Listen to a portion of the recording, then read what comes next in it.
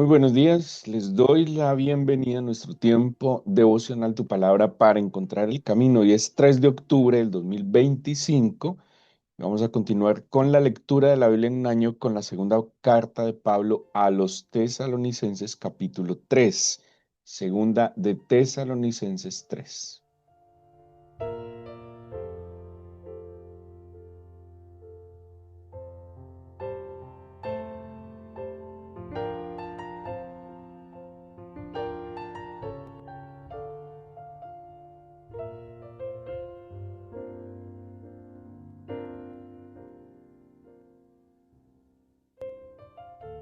Llegamos al final de las dos cartas que Pablo le escribe a los tesalonicenses. Ya hemos abundado en explicaciones sobre el propósito que Pablo tenía con esta escritura, pero también pues que surge generalmente de ciertas dificultades que tenían los tesalonicenses. Ya en la despedida hay como unos consejos finales y quisiera resaltar algunos versículos para, eh, de nuevo, Pablo como pastor, el pastor funge como maestro, también como padre espiritual en el sentido que Pablo, como él lo explica, él los ha concebido espiritualmente. Pablo les ha llevado el evangelio, Pablo los ha edificado y pues él como padre espiritual tiene una preocupación genuina de que ellos no se desvíen de la verdad de la instrucción. Vamos a ver algunos versículos para que pensemos hoy en algo muy importante que Pablo quiere transmitir a los tesalonicenses. Bueno, ya sabemos las dificultades que ellos tenían, algunos tenían una expectativa sobre la venida del Señor equivocada, eh, mm, a pesar pues de que le reconoce su fe, su amor, su constancia, su fidelidad, pues había algunos que tenían algunas situaciones, entre otras que en una expectativa equivocada o una tergiversación de las enseñanzas, ellos creían que, pues como la venida del Señor estaba tan cerca, pues para qué trabajar, entre otras cosas. Y entonces algunos dejaron de trabajar, algunos entraron en una ociosidad pensando en que pues si el Señor ya venía, pues para qué seguimos, nos seguimos matando en el trabajo y empezaron a abandonar sus labores. Así que Pablo les exhorta a mantenerse firmes, pero hay un factor común en toda la escritura que es el que quiero que resaltemos en esta mañana. Y vamos a devolvernos unos versículos antes del capítulo 3. Y dice el versículo 13: nosotros debemos dar siempre gracias a Dios respecto a vosotros, hermanos amados. Estoy en el 2 Tesalonicenses 2:13. Dice, damos gracias al Señor respecto a vosotros, de que Dios os haya escogido desde el principio para salvación mediante la santificación por el Espíritu y la fe en la verdad. Ya sabemos, la verdad es Cristo, como la palabra encarnada de Dios. Dice el 14, a lo cual os llamó mediante nuestro evangelio. Evangelio es un mensaje, un buen mensaje. Dice, para alcanzar la gloria de nuestro Señor Jesucristo. Ojo con este. Así que, hermanos, estad firmes y retened la doctrina que habéis aprendido, sea por palabra o por carta. Entonces, tengan en cuenta estas expresiones.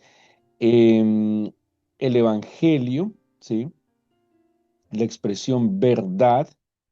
Aquí tenemos la doctrina, que ya puede ser, ya sabemos que doctrina es una enseñanza, digámoslo así, una base filosófica o ideológica. Luego en el 16 les va a decir el mismo Jesucristo, Señor nuestro y Dios nuestro Padre, el cual nos amó y nos dio consolación eterna y buena esperanza por gracia. Conforte vuestros corazones y os confirme en toda buena palabra y obra. Entonces tenemos aquí expresiones que nos hablan como de lo mismo: verdad, palabra, doctrina. eh, y dice más adelante en el 3:1: por lo demás, hermanos, orad por vosotros para que la palabra del Señor corra y sea glorificada, así como lo fue entre vosotros. más adelante, en el versículo 14, el capítulo 3, perdón, les va a decir, si alguno no obedece a lo que decimos por medio de esta carta, a este señaladlo y no os juntéis con él. Bueno, ¿qué está haciendo Pablo aquí en su despedida? Está eh, resaltando la necesidad y el efecto de la palabra del Señor. Bueno, la palabra del Señor es una palabra que ha sido revelada eh, principalmente a través de las escrituras, pero la palabra del Señor va más allá de las escrituras. Sin duda alguna, la Biblia no contiene toda, absolutamente toda la palabra del Señor. Es imposible en un Dios eterno que no puede ser contenido por los cielos ni la tierra, pues que toda su palabra esté en la Biblia, pero gracias al Señor pues tenemos un gran testimonio de lo que el Señor, no solo de lo que el Señor le habla al hombre, sino lo que el hombre logró entender, ¿sí? Porque estoy seguro que lo que el Señor le ha hablado al hombre es mucho más de lo que el ser humano ha podido entender. Pero la Biblia es un testimonio extraordinario de lo que el Señor es, de lo que el Señor hace. Acordémonos que según la misma carta a los romanos, la misma creación también es un medio a través del cual el Señor nos habla. Y póngale cuidado, cosas que nos menciona la misma escritura que el Señor nos habla. El Señor nos habla a través de las cosas creadas, los cielos, la tierra, lo que en ellos hay, lo que nosotros percibimos. De hecho, cuando uno mira la Biblia, hay muchas percepciones que han tenido los hombres que plasmaron esta revelación que tiene que ver con la creación. También la Biblia nos habla de que el Señor se manifiesta en visiones y está algunas visiones que vieron algunos hombres que trataron de comunicárnoslas a través de la palabra escrita. Tenemos también que el Señor nos habla a través de sueños, sin duda alguna. El Señor nos habla a través de sueños, está allí, y el Señor nos habla a través de instrumentos. Entonces la Biblia menciona a través de la historia que ha habido profetas, entre otros, el libro de Hebreos lo menciona en el capítulo 1, ha habido profetas, ha habido maestros y obviamente, como lo dice el mismo libro de Hebreos, el Señor nos habla en este tiempo, así lo dice, a través de su Hijo Jesucristo. Ahora, ese que nos habla el Señor Jesucristo va más allá incluso de la escritura, claro que también, y tiene que ver con ese fruto de la relación que establecemos con nuestro Señor Jesucristo. Ahora, mm, ¿por qué Pablo en la despedida a los tesalonicenses hace tanto énfasis en lo que tiene que ver con la palabra del Señor? ¿Sí? Ya sea la palabra enseñada, la palabra escrita, la palabra modelada.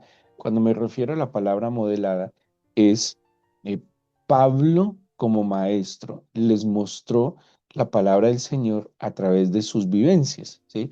El mismo Señor Jesucristo nos mostró la palabra modelada cuando dice Lucas todo lo que el Señor hizo y enseñó, o sea que en su ejemplo, en su estilo de vida, en sus actitudes, en sus conductas, en su manera de relacionarse con los otros, había una instrucción, había una enseñanza, esa es la palabra modelada.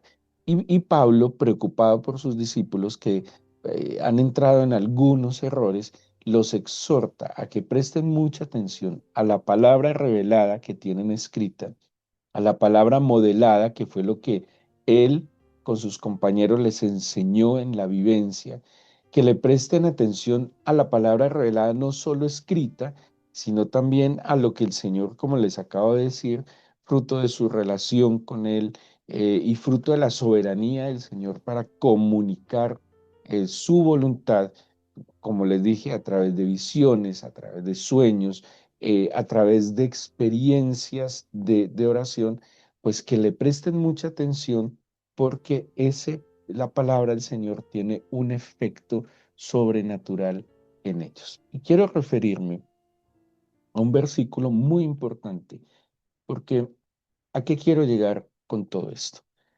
Nosotros enfrentamos cada día, y lo digo de esta manera, enfrentamos cada día la vida.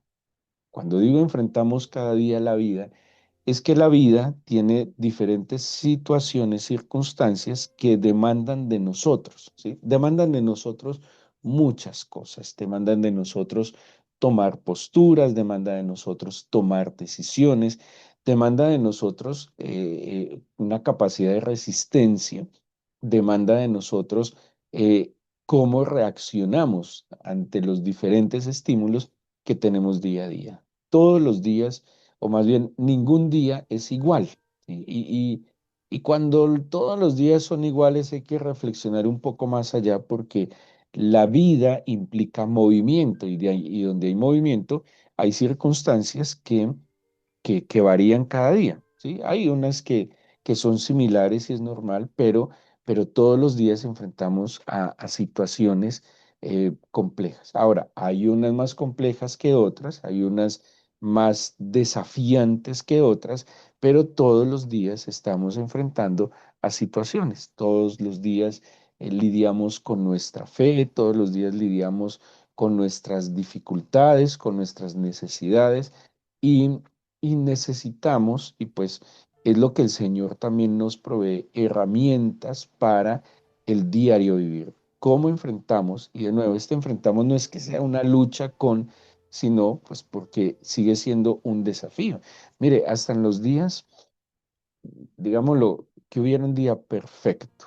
Perfecto para nosotros es que no haya problemas, no haya adversidad, no haya oposición, las cosas salgan como diríamos, como por dentro de un tubo que se facilita, pero aún en esos días necesitamos tener una manera adecuada de cómo reaccionar, con humildad, con gratitud, con paciencia, ¿sí? O sea, todos los días necesitamos saber confrontar, enfrentar y la vida como se nos presenta.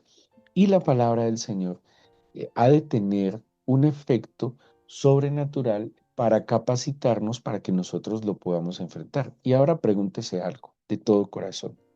¿Qué tanto es la palabra del Señor, esa herramienta poderosa que usted tiene para enfrentar las situaciones de la vida? ¿Sí? ¿Qué tanto es la palabra del Señor, esa arma de doble filo, como dice San Pablo, que usted tiene para enfrentar la vida, ¿sí? Para seguir adelante, ya sea para conquistar, ya sea para defenderse? ¿Qué tanto es la palabra del Señor, esa herramienta poderosa también de protección? Porque la palabra es una protección para nosotros. ¿Qué tanto es la palabra de Dios, esa arma poderosa que cuida también sus pensamientos, que cuida sus actitudes, que cuida sus posturas? ¿Qué tanto la palabra del Señor está presente en mi día a día? ¿Qué tanto yo eh, tengo esa capacidad que el Señor me ha brindado para poder enfrentar todo lo que se me va presentando, ¿sí? Para que, como hemos visto en estos días, yo mantenga mi punto de aplomo, que yo me mantenga en mi lugar. Eso me da la palabra del Señor. Y quisiera ir al libro de Josué, porque hay un consejo. Si alguien históricamente tenía que enfrentar un desafío, tenía una situación bien compleja delante de sí, hablando de la historia bíblica, es Josué.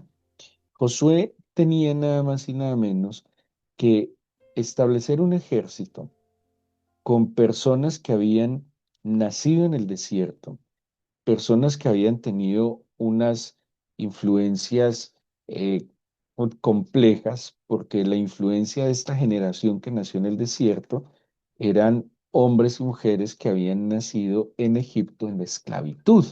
Entonces, imagínense qué puede transmitir alguien que nació esclavo, que luego fue libre, pero que parece que en su corazón nunca fue libre realmente, que es lo que en una expresión muy particular que he escuchado hace años, puede que ellos hayan salido de Egipto, pero todo indica que Egipto no salió de su corazón. O sea, salieron de la condición de esclavitud, pero en su corazón ellos tenían todavía una mentalidad de esclavos. Y eso es muy triste, porque muchos cristianos hemos sido liberados por el Señor, de la vieja manera de vivir, del efecto del pecado, del pasado que oprime. Él nos dio la libertad, pero ¿qué tanto nosotros vivimos en esa libertad? ¿Cuántos seguimos añorando el pasado, seguimos determinados por el pasado, seguimos determinados por lo que fue, por lo que nos dijeron, por lo que nos hicieron, por las culpas que llevamos de lo que nosotros mismos hicimos y no experimentamos de verdad esa libertad que el Señor nos dio? Entonces, esta generación que le toca a Josué es una generación que nace en el desierto, que tiene una influencia de esclavitud, y eso es muy fuerte. Imagínense usted siendo libre con una mentalidad de esclavo, y algo así era lo que ellos vivían, y a Josué le correspondía como hacer esa transición y hacer de ellos unos conquistadores, ¿sí? Pasar de ser esclavos, oprimidos, perseguidos, acomplejados, temerosos, amedrentados, inseguros, llevarlos a ser unos conquistadores. Y por eso en el capítulo 1 de Josué, cuando el Señor lo encomienda, le va a demandar cuatro cosas que le implicaban, que son cuatro cosas que nosotros, claro, Josué tenía que conquistar unos reinos, Josué tenía que enfrentar toda esta oposición. Josué no iba a encontrar la tierra prometida servida en bandeja de plata, sino que le tocaba vencer a los enemigos. Y el Señor le va a decir cuatro cosas que mantenga. Uno, esfuérzate, sé valiente, y dos, no temas ni desmayes. Ojo, esfuérzate y sé valiente y no temas ni desmayes. Y guardando las proporciones, la vida para nosotros implica también un desafío de conquista.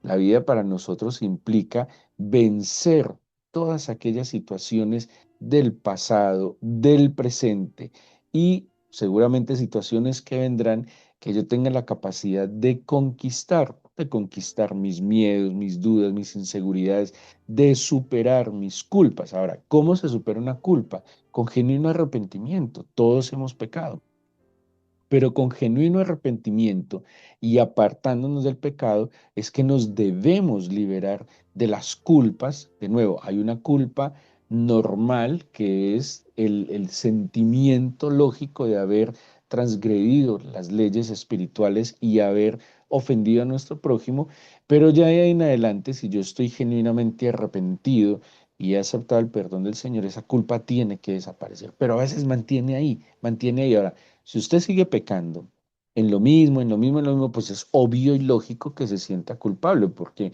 pues no hay genuino arrepentimiento. Pero la culpa seca, ¿sí? Como el miedo no seca, como los resentimientos, el seguir día a día culpando lo que me hicieron, lo que me dijeron, que este me quitó, que este me engañó, pues tampoco nos deja avanzar. Y ahí viene el poder y el efecto de la palabra del Señor, porque la palabra del Señor hace un cambio en nuestro cerebro y hay que saberla usar, o más bien tomarla, para que haya una transformación interior. ¿Qué le dice el Señor a Josué además de esfuérzate, sé valiente, no temas ni desmayes? Y en esto quiero concluir con el consejo que Pablo le da a los tesalonicenses. Dice Josué 1:8, nunca se apartará de tu boca este libro de la ley. Ojo con esto. Esto que le está diciendo Pablo pues que Pablo, perdón, el Señor a Josué, es muy tenaz y que es una práctica que no sé qué tanto tenemos nosotros, ¿sí? Mire lo que le está diciendo, nunca se apartará de tu boca este libro de la ley. O sea, ¿qué tanto nosotros tenemos en nuestra boca las palabras del Señor?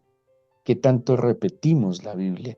¿Qué tanto nosotros recitamos la Biblia? Citamos la Biblia. Mire, nosotros citamos y recitamos muchas cosas, frases, dichos, no sé, historias. Y hoy en día con todo este tema de redes sociales repetimos y repetimos cosas, pero ¿qué tanto en nuestra boca hay palabra del Señor? ¿Qué tanto repetimos la palabra del Señor? ¿Qué tanto nosotros, digamos así, citamos la palabra del Señor? Y para citar la palabra del Señor no tenemos que estar diciendo, la palabra del Señor dice tal versículo dice, no, hace parte de mi lenguaje, ¿sí? Imagínense si usted mantuviera los dichos de la boca en su corazón, los dichos de la boca. Mire, dice el Salmo 119:11, en mi corazón he guardado tus dichos para no pecar contra ti. Y es lo que viene a continuación. Entonces, tener presente la palabra del Señor en mi boca. Dice, nunca se apartará de tu boca esta libre de la ley, sino que de día y de noche meditarás en él. Y aquí viene una expresión muy importante, meditar, que viene del hebreo hagak. Y ese hebreo hagak es un verbo que lo describen como onomatopéyico, que se refiere a que hace semejanza a un sonido, ¿sí? Una palabra onomatopéyica hace referencia a que esa palabra encarna un sonido, ¿sí? Y cuando explican esta expresión es que es, por eso lo asocian al sonido que hacen, perdón, por ejemplo, las vacas cuando están rumiando y las vacas que hacen cuando están rumiando, le están dando vueltas a la comida, ¿sí? Hay un regurgitar de la comida, la vuelven a masticar y la tragan, es como si le dieran vueltas a la comida. Por eso, esta expresión hagag se utiliza en la Biblia como meditación, porque eso es meditar, tomar las palabras que yo he escuchado y empiezo a darle vueltas en mi mente y en mi corazón. Meditar, meditar. Hoy en día no meditamos, hoy en día solo escuchamos y reaccionamos, ¿sí? Por eso hacemos muchas cosas de manera automática e inconsciente. Pero la Biblia nos exhortaba a que teníamos que meditar. Y ojo con esta expresión o esta explicación. Saturar la mente con la palabra de Dios para que sea una guía en nuestra vida y evite que caigamos en el pecado. Es extraordinario saturar la mente con la palabra de Dios. Y la única manera de saturar la mente con la palabra del Señor es escuchar atentamente. Deuteronomio 28, tal cual. Escuchar atentamente los dichos de la boca del Señor, pero también guardar en mi corazón.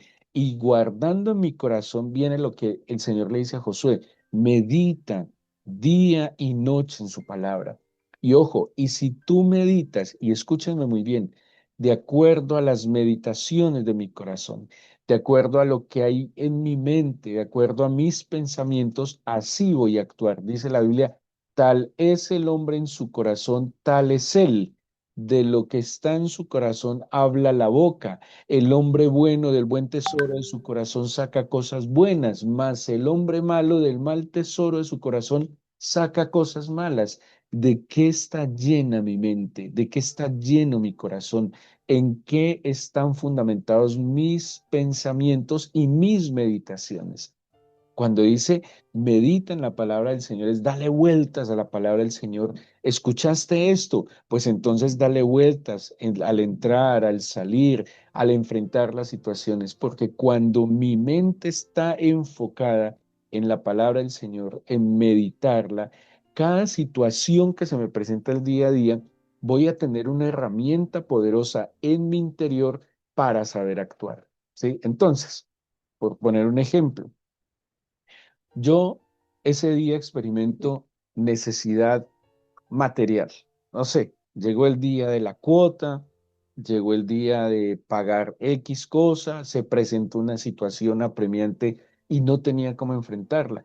Pero como yo soy una persona que he escuchado atentamente la voz del Señor y estoy meditando en su palabra me dice, por ejemplo, el Señor es mi pastor y no me faltará. Listo, no me faltarás.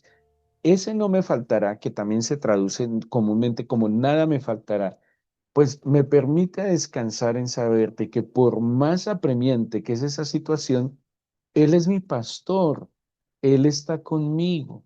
Y aún si andare en valle de sombra de muerte, su vara y su callado me infundirán aliento. Es más, que aunque aparentemente no tenga ni qué poner sobre la mesa, Él es el que servirá la mesa. Entonces, cada santa palabra que yo pueda guardar y que le dé vueltas va a ser una herramienta poderosa para enfrentar las situaciones. Entonces, tengo una discusión en mi casa con un compañero de trabajo y yo experimento tal ira que quisiera explotar y decirle todas las cosas, y ¡pum! Se me viene ese versículo sobre el cual he meditado. Airaos, pero no pequéis. O sea que yo puedo experimentar profundamente enojo, pero ¿qué me dice la palabra del Señor? Pero no vaya más allá, pero no explote, pero no le dé rienda suelta a la ira, no peque, ¿sí? Y de pronto discutí con alguien en mi casa y quedé muy ofendido y me quiero ir a acostar enojado. Y dice el mismo versículo, no dejes que el sol se ponga sobre tu enojo. Entonces, como yo lo he meditado, lo tengo en mi corazón, en vez de irme a acostar enojado, voy y pido perdón, me pongo de acuerdo y nos acostamos reconciliados. Miren el poder que tiene y créanme que la palabra del Señor escrita en serio, es suficiente para guiarnos en la vida. Recuerden lo que les dije ahora, saturemos la mente de la palabra de Dios de tal manera que sea una guía para la vida y evitemos caer en el pecado. Ahora, ¿qué dice además? ¿Qué más le dice el Señor a Josué? Además de que tu boca esté llena de su palabra, tus pensamientos estén dando vueltas en la palabra, dice, ¿qué vas a hacer? Harás Dice, guardarás y harás conforme a todo lo que en la palabra está escrito, porque entonces harás prosperar tu camino y todo te saldrá bien. Y todo te saldrá bien es que todo ayudará a bien. Impresionante. Por eso el consejo final de Pablo a los tesalonicenses. Céntrense en la verdad, guarden la doctrina, ojo con la palabra instruida, obedezcan la palabra instruida, no sean necios a la palabra del Señor. Obedezcamos la palabra del Señor, pero para obedecerla, ¿qué hay que hacer? Escúchela atentamente. Empiece a meditar cuando usted salga, cuando usted ore. Ahora, ¿qué tanto nosotros damos espacio en nuestro día a sentarnos sosegadamente? Eso implica meditar o arrodillarnos delante del Señor y darle vueltas a los pensamientos que hemos visto en la Biblia, ¿sí? ¿Qué tanto en verdad nosotros meditamos? ¿Qué tanto le damos vueltas a la palabra del Señor? Y entendamos que tiene un efecto sobrenatural. La palabra del Señor, cuando ha sido guardada y meditamos en ella, va a transformar nuestra vida. El Salmo 19 habla del efecto de la palabra del Señor, de lo que es y de lo que hace la palabra del Señor. Y entre otras cosas dice, transforma el alma, imagínense, ilumina nuestros corazones, es luz para nuestro camino. La palabra del Señor nos da sabiduría, dice que da sabiduría al sencillo. La palabra del Señor, escuchada, guardada, meditada y que se obedece, tiene un efecto sobrenatural. Entiéndalo, guárdelo, créalo y cada palabra, usted se esfuerza todos los días por ir a la Escritura. Se esfuerza todos los días en madrugar para escuchar la Escritura. Ahora téngala muy presente y medite sobre ella. Y cuando se enfrente a cualquier situación, se va a dar cuenta cómo usted va a estar capacitado de manera extraordinaria para afrontar ese desafío a la luz de la palabra del Señor. Y usted se va a dar cuenta lo sobrenatural que va a experimentar cada día.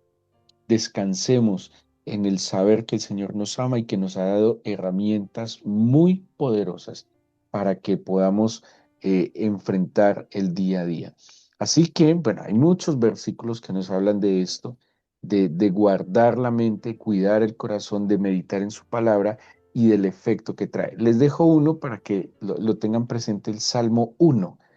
Léase el Salmo 1 y habla del beneficio, entre muchos, de lo que es la meditación en las palabras del Señor, de la meditación en las instrucciones del Señor. Así que oremos y démosle gracias al Señor por esta semana, por las palabras, buenas palabras que Él nos concedió. Y es muy difícil, entendámoslo así, y pidámosle ayuda al Señor, que memoricemos algo si nuestro pensamiento no se enfoca en eso. Es muy difícil que la palabra del Señor quede guardada si no le damos vueltas en nuestra mente. La meditación es una herramienta que nos da también el Señor de manera intelectual y espiritual para afianzar lo que hemos escuchado la instrucción. Hoy usted necesita enfrentarse a, a la vida y piense brevemente en las promesas que el Señor le ha dado, lo que usted ha considerado y cree que es una promesa. Tome esa promesa, medite en esa promesa y vaya con esa palabra por delante a enfrentar lo que se presenta hoy en la vida.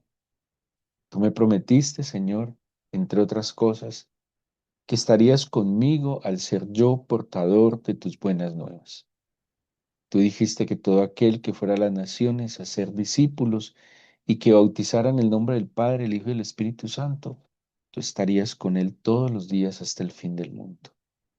Solo te pido que mi mente y mi corazón y mi espíritu estén seguros de tu presencia y que donde quiera que esté hoy, Señor, tú me acompañes. Toma mis labios y que hable palabras de verdad y de edificación. Toma mi corazón y que mi corazón, donde quiera que esté, experimente que tú y yo somos uno solo. Y que como también dice la Escritura, soy un olor fragante de tu presencia donde quiera que esté.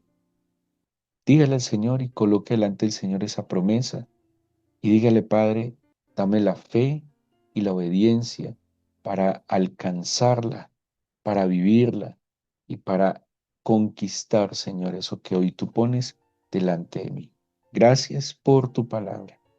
Permítenos saturar nuestra mente de ella para encontrar, Señor, la guía en la vida y para ser guardados del pecado, como dice el Salmo 119:11. En mi corazón he guardado tus dichos para no pecar contra ti. Gracias, Padre, por escuchar nuestra oración. En el nombre de Jesús. Amén.